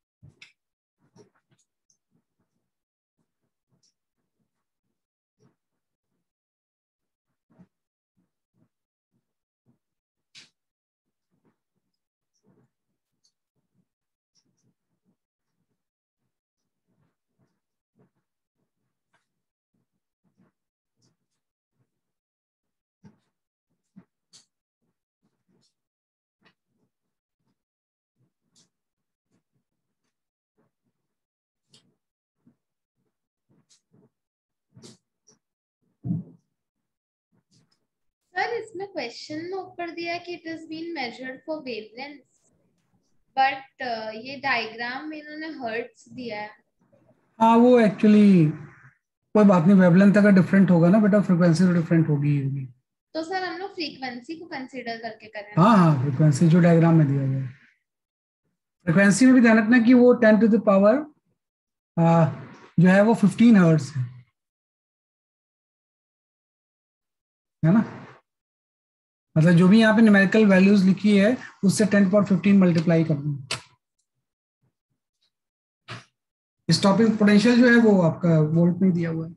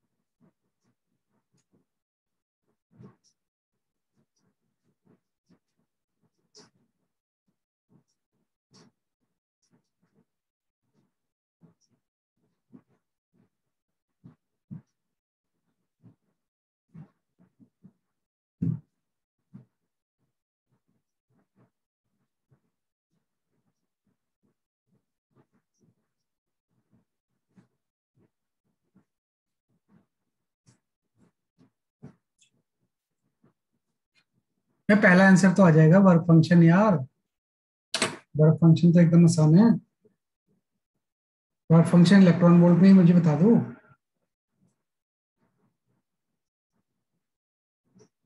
Planck constant तो कांस्टेंट ही होता है, लेकिन फिर भी इस डाटा के अकॉर्डिंग क्या आ रहा है वो निकालना, डाटा दिया हुआ है।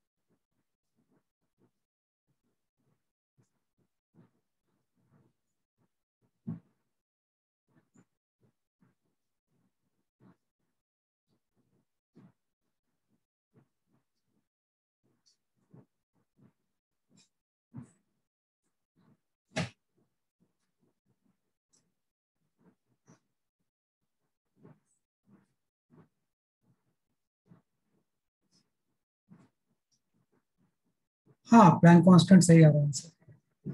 Planck constant is correct.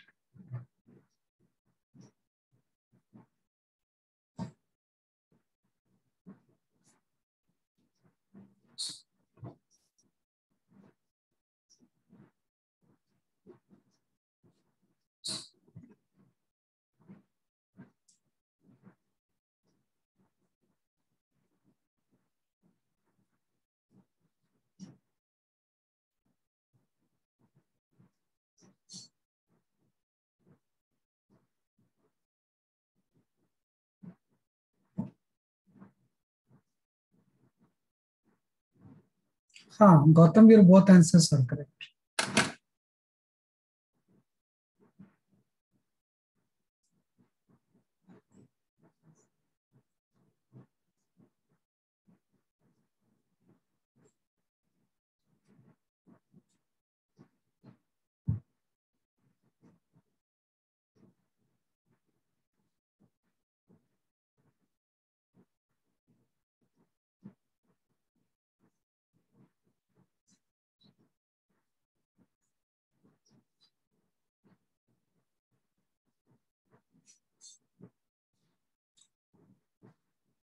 चलो आई विल एक्सप्लेन।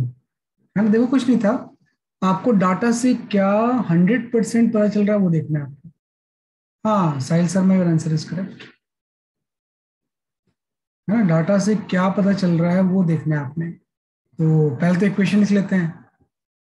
फिर स्टॉपिंग पोटेंशियल इक्वल टू होता है h f by e minus h F naught by. तो देखो इंटरसेप्ट आपको -2 दिया हुआ है और यहाँ पे ये वैल्यू दी हुई है। इसके अलावा स्लोप वगैरह के बारे में हम निकाल सकते हैं, लेकिन एग्जैक्ट वो ग्राफ में दिया नहीं हुआ है। ग्राफ से मुझे दो चीजें पता ली कि 0.49 ही तो थ्रेशोल्ड फ्रिक्वेंसी होती है। तो एक चीज मुझे पता लगी, थ्रेशोल्ड फ्रिक्वेंसी की वैल्यू जो होगी वो आपकी 0.49 इंटू 10⁻15 हर्ट्स होगी। 10 कितनी हो जाएगा इसलिए आपकी 15 हर्ट्स।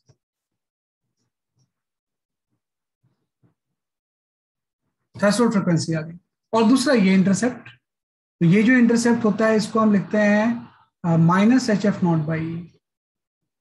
तो इसकी वैल्यू आपको 2 वोल्ट दी हुई है, -2 वोल्ट इनफैक्ट। तो माइनस माइनस तो कैंसिल हो जाएगा और work function H F not ही तो होता है। तो एच एफ नॉट में ये ई मल्टीप्लाई हो जाएगा तो इलेक्ट्रॉन वोल्ट में आ जाएगा।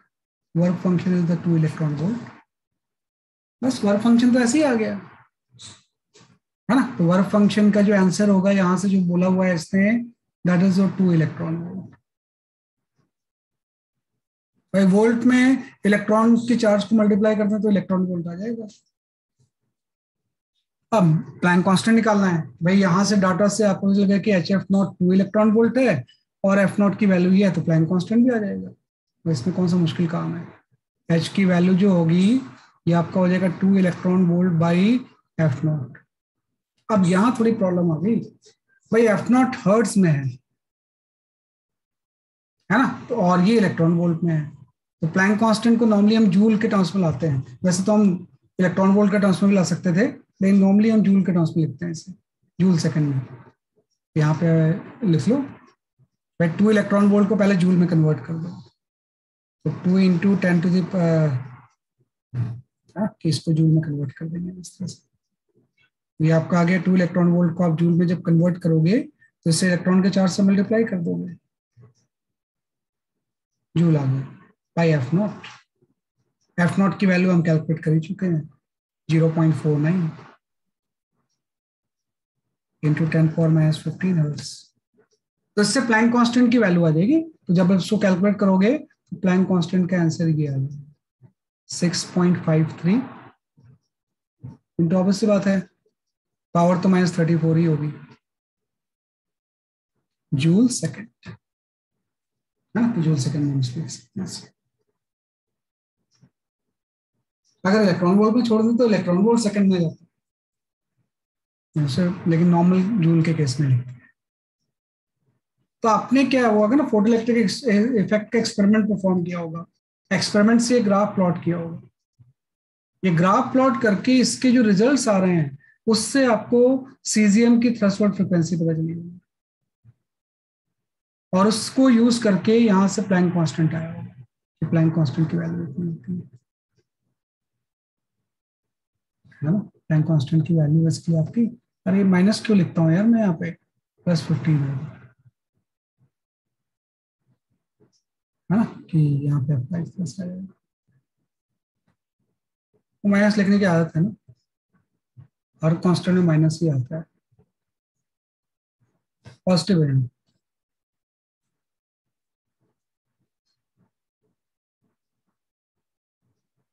तो वो -HF0/E -2 क्यों है? हाँ इंटरसेप्ट दिया हुआ है -2 पे है ये। Okay sir. ये इंटरसेप्ट ही तो होता है ये वाला, वो यस इंटरसेप्ट सर यस। पर में -2 वोल्ट है, तो दिया हुआ ग्राफ से मिलेगा मुझे।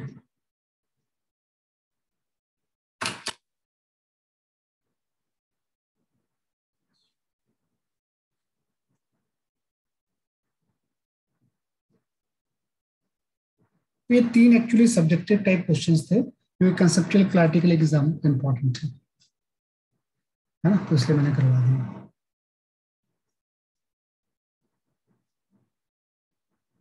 और तीनों में एक चीज कॉमन थी, इलेक्ट्रॉन वोल्ट को जूल में कन्वर्ट करना। वो करना है पूरे मॉडर्न फिजिक्स में आपको। ओके चलो अब ऑब्जेक्टिव पे आ जाते हैं। ये तो फटाफट आप आंसर दोगे, इसमें थोड़ी टाइम लगेगा कुछ। I share few objectives. You can start from this.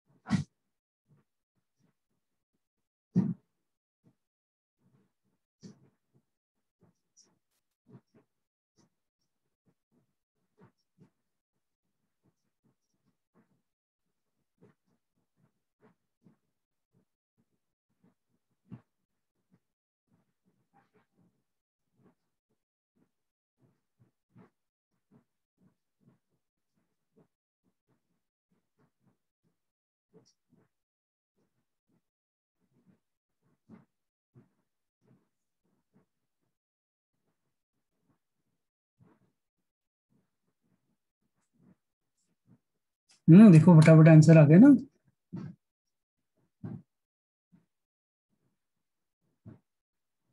Nectra and Soham, your answer is correct.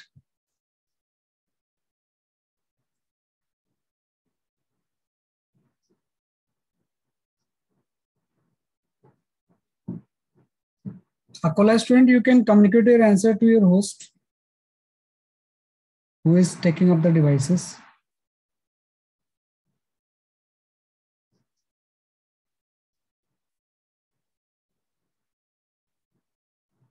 हाँ गौतम, आपका आंसर सही, सॉरी गौतम आपका आंसर सही नहीं आ रहा है। Isha, your answer is correct.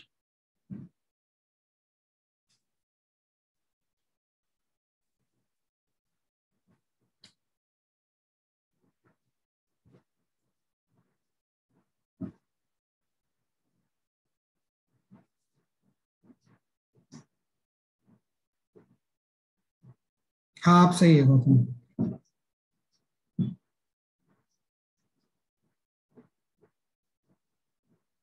Sir वो दोनों मतलब ऑप्शन सेम सेम लगा तो ए कर दिया था। अच्छा अच्छा, दोनों सेम है उसमें क्वेश्चन में? नहीं सर वो सेम पढ़ा नहीं था मैंने, बाद में पढ़ा, हाँ डिफरेंट फ्रिक्वेंसी लिखा था तो मैंने सही ए बात, कर रहा। सही बात, सही बात। बहुत जन सही है। हाँ ऑलमोस्ट देखने में सब वर्ड सिंग सेम लग रही है। सही है ना? सही आंसर बता रहे हो सब लोग आप।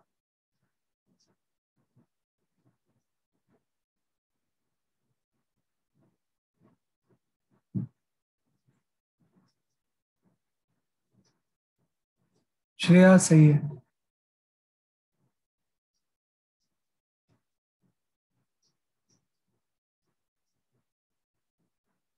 हाँ ठीक है, देखो कुछ नहीं है। अब देखो ए एंड बी का stopping potential same, same stopping potential. तो सेम फ्रीक्वेंसी होगा, है ना, मतलब दोनों का फ्रीक्वेंसी सेम होगा, A and B, different intensity, different intensity होगा तो डिफरेंट सैचुरेशन करंट होगा, डिफरेंट करंट एक्चुअली, तो डिफरेंट इंटेंसिटी हो जाएगा। तो सेम फ्रीक्वेंसी होगी, डिफरेंट इंटेंसिटी होगी, means B option is correct, is of same frequency but of different intensity, है ना। ए और बी का देखो स्टॉपिंग पोटेंशियल तो सेम है, मींस दोनों का फ्रीक्वेंसी सेम होगा, but saturation current is different, तो इंटेंसिटी डिफरेंट हो जाएगी, तो बी ऑप्शन आ जाएगा, है ना। बी ऑप्शन सभी ने सही बोला था।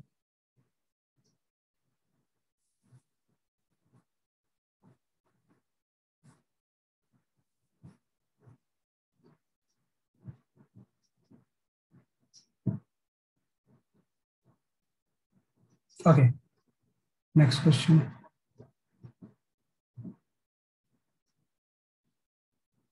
हाँ ये कोई जरूरत नहीं, कर लोगे आप बहुत इजीली, चलो इसको सॉल्व कर लो।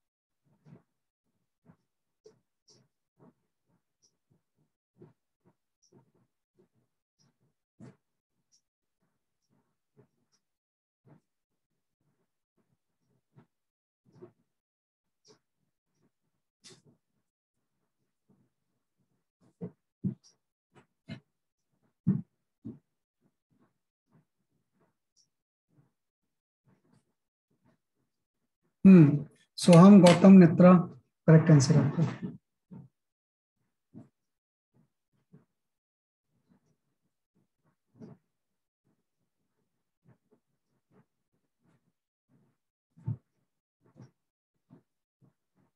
हाँ क्वेश्चन ही करेंगे आपको।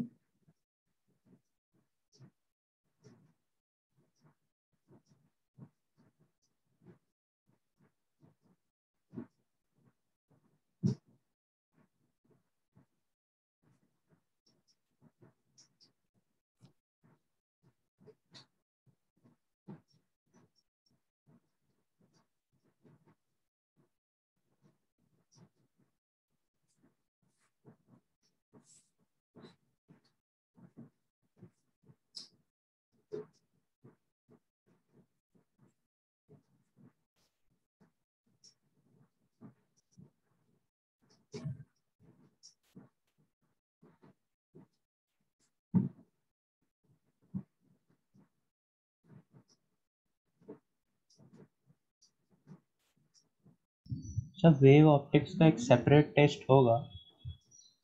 हाँ ये मैं आपसे कंफर्म करूंगा, ये मैं talk with the test coordinator, फिर बता पाऊंगा मैं। Well communicating.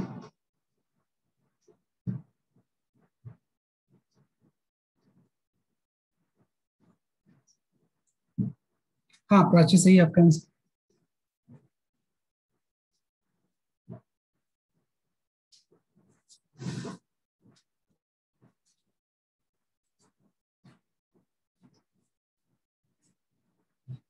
हाँ Shreya Tiwari, now your answer is correct.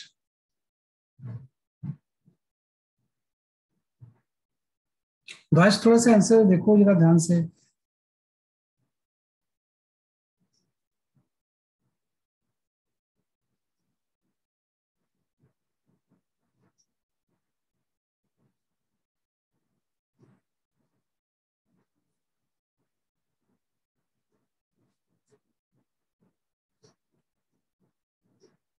हाँ देखो मैं बताता हूँ, देखो कुछ नहीं बेटा इसमें क्वेश्चन में, इसका इक्वेशन लिख लो, you will easily find out कर लेंगे कि वी नॉट की वैल्यू क्या होती है। हाँ Dhwaj, now your answer is correct. V naught की वैल्यू क्या होती है, h f by e minus h F naught by e. तो इसका जो स्लोप होता है वो एच बाई ई तो होता है, इस लाइन का जो स्लोप होगा this is equal to h by e. तो अगर मैं स्लोप में ई को मल्टीप्लाई कर दूं तो प्लैंक कांस्टेंट आ जाएगा। तो प्लैंक कांस्टेंट एच की वैल्यू क्या हो जाएगी, स्लोप एम इंटू ई हो जाएगा। Means B option is correct. सही है, हाँ जैन सही आपका आंसर। सोचना क्या है भाई, लाइन का स्लोप एच बाई ई होता है, अगर ई को स्लोप से मल्टीप्लाई कर देंगे तो प्लैंक कांस्टेंट आ जाएगा, बाकी नहीं होगा। जैसे स्लोप ऑफ द लाइन जो होता है वो प्लैंक कांस्टेंट थोड़ी होता है एच बाई ई होता है। ऐसे बाकी करोगे तो कुछ डिफरेंट डिफरेंट चीजें आ जाएंगी। तो यही आएगा, स्लोप को ई से मल्टीप्लाई कर दो। ये रिलेशन आपको पहले लिखना पड़ेगा हर जगह पे, आइंस्टाइन इक्वेशन, उससे आपका आंसर आ जाएगा।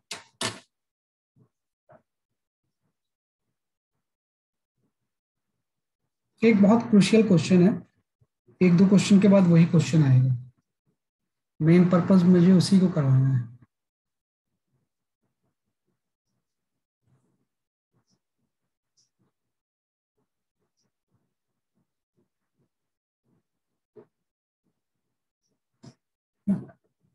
या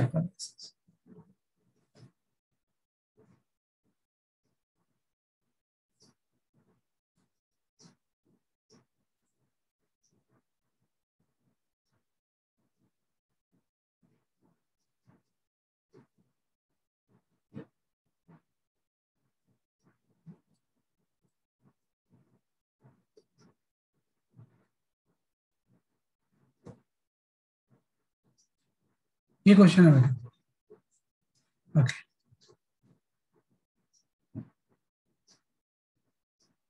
चलो ये तो सिमिलर, हाँ ये क्वेश्चन देखते हैं, ये क्वेश्चन कौन सही करता है। The most important question of photo electric effect.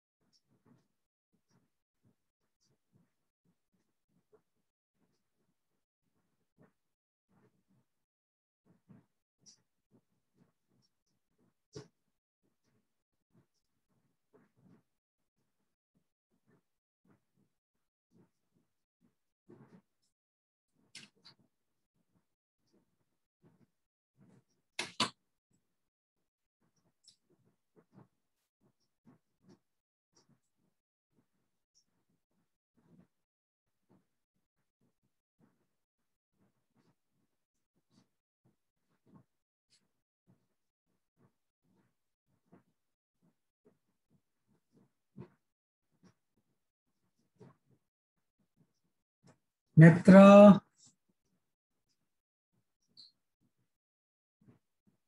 And ध्वज जैन, आप दोनों के -1 हो चुके हैं। नहीं नहीं, ये क्वेश्चन मैंने जानबूझ के दिया हुआ है, इसमें -1 होने के चांसेस बहुत ज्यादा होते हैं।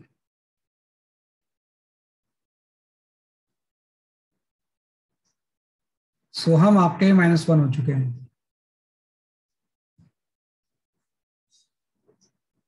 3 आंसर मेरे पास आए हैं, तीनों -1।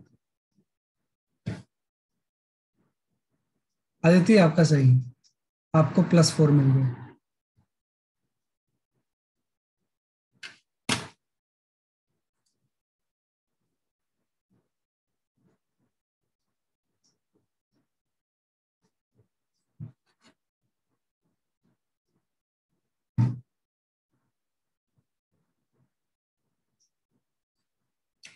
हाँ जैन सही है।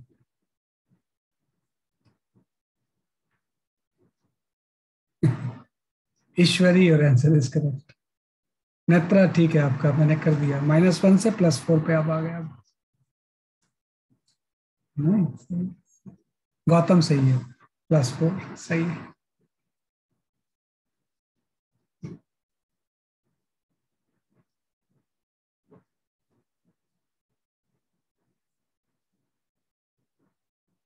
तो हम -2 हो गया अब, नहीं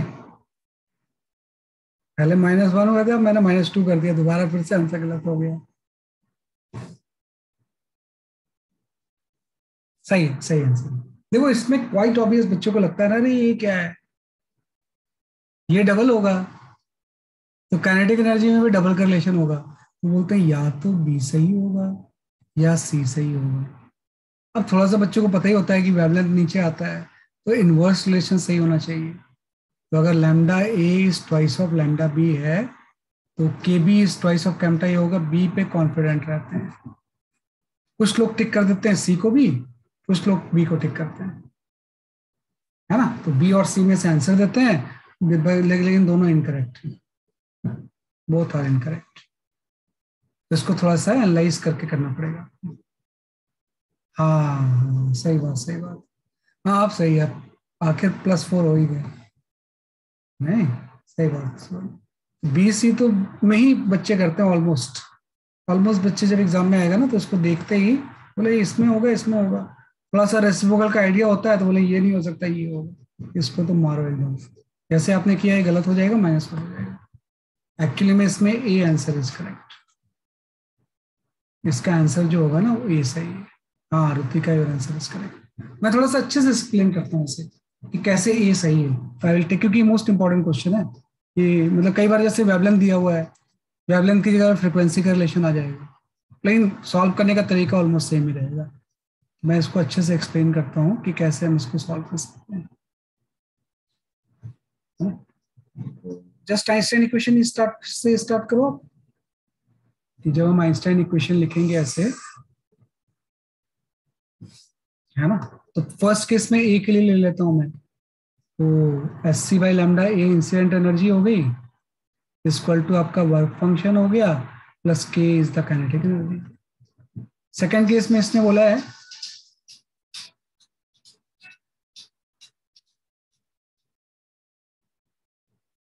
हुआ है कि SC/λ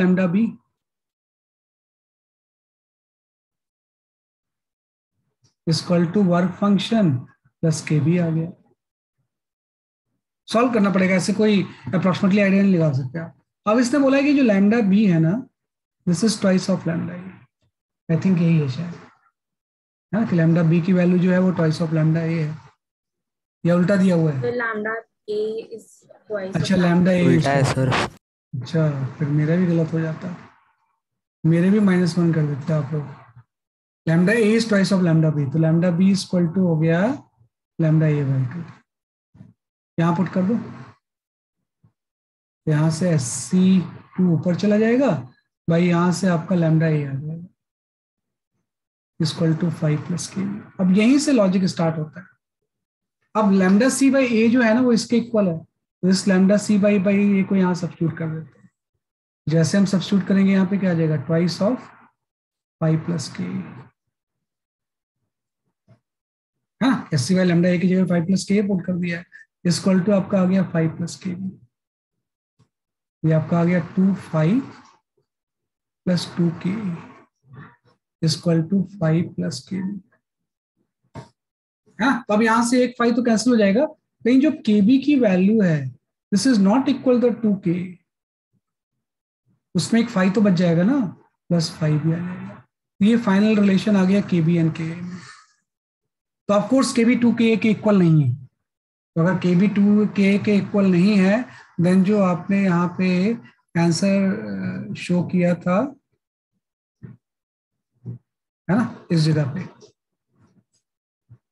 अगर ये इक्वल नहीं है तो ये वाला बी और सी तो हो ही नहीं सकते, क्योंकि दोनों में इक्वालिटीज तो आ ही नहीं रही है ना। अब ए और डी में आपको करना है बस, तो ए और डी में कर लेंगे इजिली हम इसमें, है ना, ए और डी में बहुत इजिली हम कर सकते हैं इसमें, है ना। कि भाई के बी जो है वो 2k के इक्वल नहीं है, वो इक्वल तब होता है जब 5 0 होता है, 2k से कोई चीज ऐड हो रही है, मतलब हम लिख सकते हैं K B is greater than twice K, हाई ऐड हो रहा है ना, तो केबी की वैल्यू 2K से ज्यादा होगी। तो अगर ये केबी की वैल्यू 2K से ज्यादा होगी मतलब के a is less than KB by 2, the final answer. तो इसके अकॉर्डिंग ये ऑप्शन इज,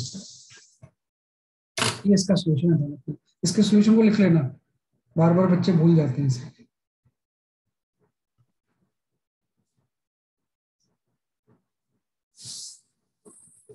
ऐसा हो सकता है कि वेवलेंथ की बजाय फ्रीक्वेंसी दिया हो डबल है, तो उसका उल्टा आ जाएगा। तो इनफैक्ट इक्वालिटीज कहीं भी नहीं होगी डबल होगी। So can you show the sum? अभी शो करते हैं, अभी शो करते हैं। पहले इसको लिख लेंगे बच्चों को, फिर आई शो करते हैं।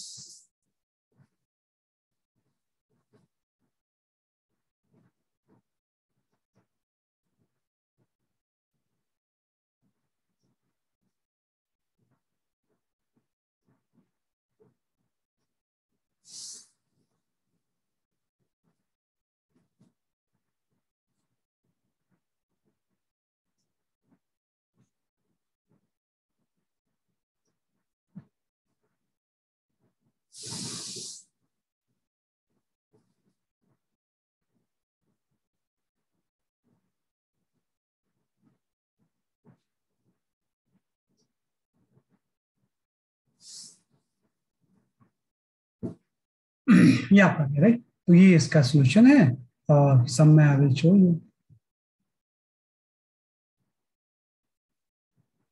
हाँ, दिस द सम, ये ऑप्शन इज करेक्ट।